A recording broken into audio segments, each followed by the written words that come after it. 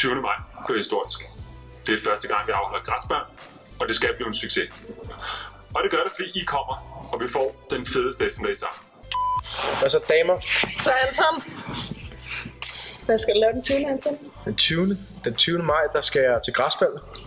Og det er kl. 14.30, halv 3 på terrassen, efter bingo. Lige efter bingo, og det bliver klasse. Intet græsbal uden musik. Har du egentlig hørt, hvem der kommer og spiller? Ja, det er 4G'eren Tobias, som vender nogle plader, og Han skulle være ret dygtig, skulle han? han er rigtig god. Som elevrådsformand glæder jeg mig virkelig meget til græsbal i år. Det bliver en super fed ny tradition. Husk glæder jeg ud. Der kommer til at være breezers og mokai og det hele.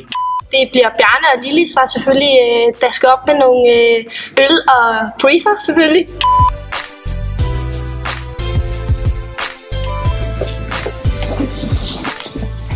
Græsbal! Fuck, jeg glæder mig så overdrevet meget.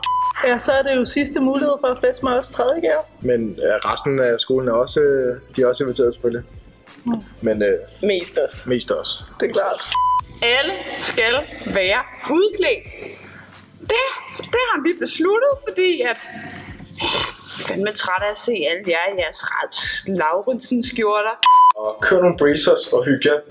Det bliver fucking fedt. Men det fedeste, det er, at jeres yndlingslærer også er inviteret. Og når læreren er fri, så er han velkommen til at tage en lille ting til sig selv. Det, som lærer godt kan lide. Nemlig græsbal saft. Ses vi? Det tror jeg nok, vi gør.